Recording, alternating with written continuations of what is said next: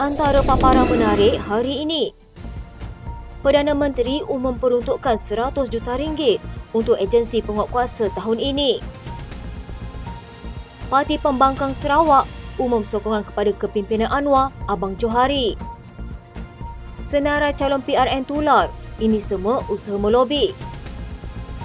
Mahathir dakwa rasuah punca hilang deposit di Langkawi.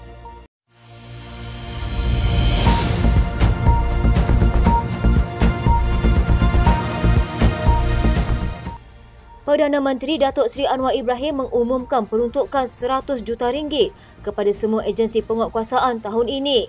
Menurutnya, peruntukan itu untuk diagihkan kepada semua agensi penguatkuasa bagi tujuan perbelanjaan, khususnya mengukuhkan kelengkapan dan perbelanjaan untuk menyokong operasi penguatkuasaan. Menurutnya, kerajaan memandang serius masalah dan ketidakselesaan penguatkuasaan di lapangan. Untuk tahun ini, 6 bulan ini, kita peruntukkan RM100 juta untuk semua ini, membantu mereka melengkapkan apa saja keperluan di pejabat atau jabatan mereka. Turut diumumkan kelulusan segera peruntukan RM4 juta bagi keperluan kenderaan dan kelengkapan komputer pasukan penguatkuasa Jabatan Pengangkutan Jalan. Itu lebih daripada had yang ditetapkan berdasarkan keputusan jabatan masing-masing, termasuk Angkatan Tentera Malaysia, Polis Diraja Malaysia, Suruhanjaya Pencegahan Rasuah Malaysia, Jabatan Penjara Malaysia, Jabatan Perkhidmatan Kuarantin dan Pemeriksaan Malaysia dan Kementerian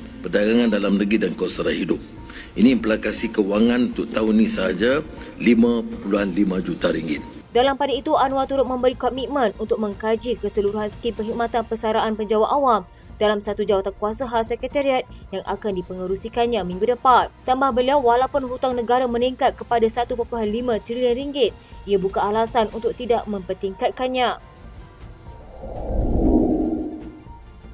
Sebanyak 200 lesen vokasional kenderaan perkhidmatan awam bas ditawarkan kerajaan secara percuma, khusus kepada golongan B40 di negeri Pantai Timur.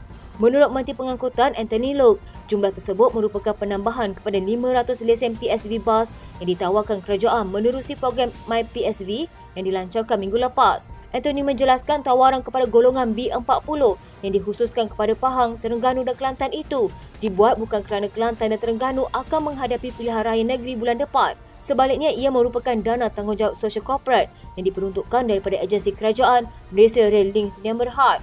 Menurutnya, negeri-negeri tersebut dipilih kerana MRL terlibat dengan pelaksanaan projek laluan rel Pantai Timur dan dana CSR tersebut difikirkan selayaknya perlu dikembalikan kepada penduduk di negeri Pantai Timur. Di mana ada sedikit tabungan dan lebihan melalui faedah bank. Kadang-kadang apabila peruntukan disalurkan, kita simpan dalam bank, ada lebihan melalui faedah bank.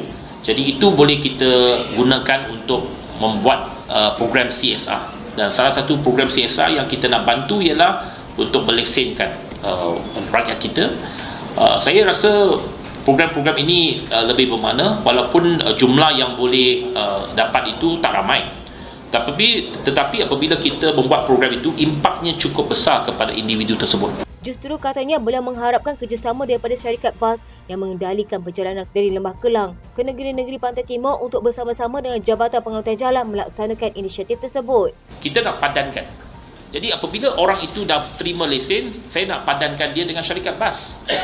Jadi selalu kita dengar pengusaha kata tak cukup pemandu bas. Tapi kita sekarang kerajaan nak latih pemandu bas. Tapi kalau kita dah latih pemandu bas, mereka tak ada kerja, masalahnya sama. Jadi saya nak syarikat-syarikat bas juga komit bahawa apabila kita berikan mereka lesen, habis saja latihan, dia sudah ada peluang. Kementerian Pendidikan berhasrat menjenamakan semula Kolej Tingkatan 6 kepada Kolej Pra-Universiti KPM. Menteri Pendidikan Fadlina Siddiq berkata, selain memberikan imej baru di peringkat pendidikan itu, ia adalah komitmen KPM memastikan hala 7 sijil tinggi persekolahan Malaysia dijadikan pilihan dalam kalangan murid sekolah menyambung pelajaran mereka melalui STPM. Antara lain, kita juga berhasrat untuk memberikan hala 7 dan imej yang lebih prestige kepada tingkatan 6 ini. Beliau berkata gelaran jawatan itu berbeza susulan penjenamaan semula, namun grade penjawatan adalah masih sama.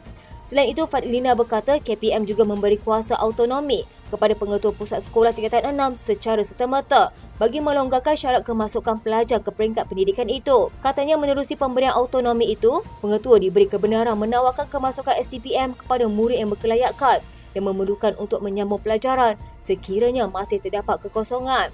Beliau berkata KPM juga sedang berusaha meningkatkan bilangan guru cemerlang tingkatan 6 yang kini jumlahnya adalah 0.5% atau kira-kira 60 orang daripada jumlah keseluruhan guru akademik bagi peringkat pendidikan itu. Mengenai peratusan pendaftaran kemasukan tingkatan 6 bagi tahun ini, beliau berkata sebanyak 67% telah mendaftar dan mengesahkan untuk menyambung pelajaran ke peringkat pendidikan itu setakat ini.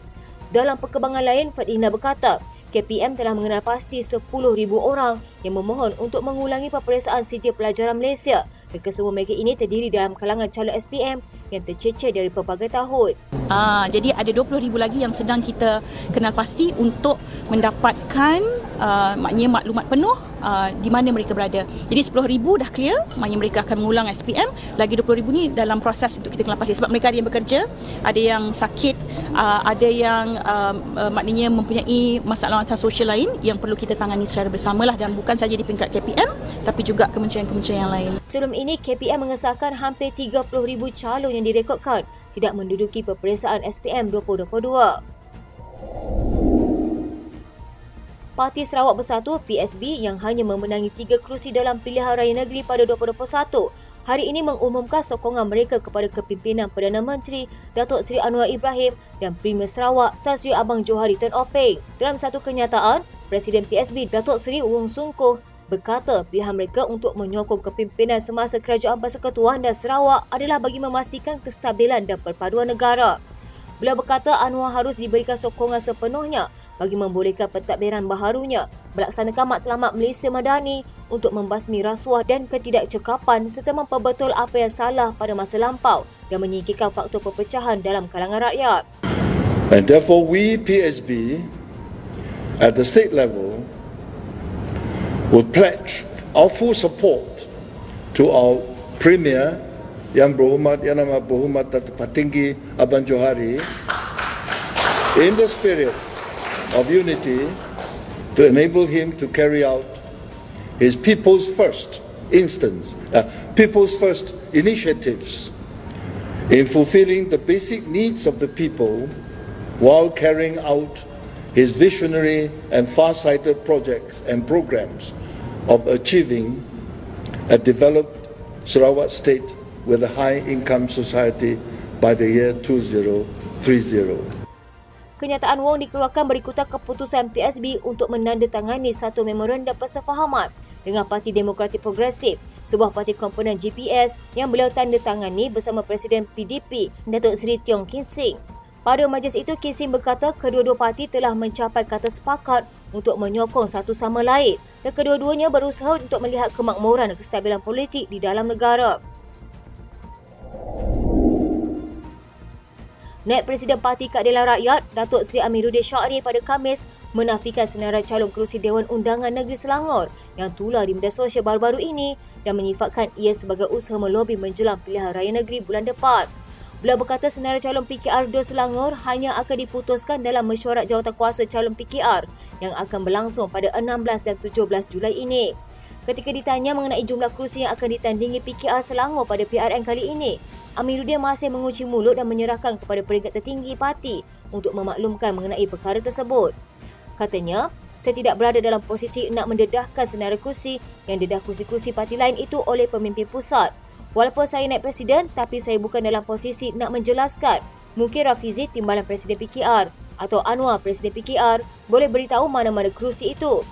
Amiruddin yang juga merupakan pengerusi Pakatan Harapan Selangor sebelum ini memaklumkan pembahagian kursi di antara PH dan BN selesai dengan lebih 20% daripada 56 kursi DUN yang diwakili BN. Manakala selebihnya akan ditandingi calon PH yang terdiri daripada parti PKR, DAP dan Amanah. Tun Dr. Mahathir Mohamad mendedahkan kekalahannya di kerusi Parlimen Langkawi pada pilihan raya umum ke-15 lalu adalah disebabkan amalan rasuah.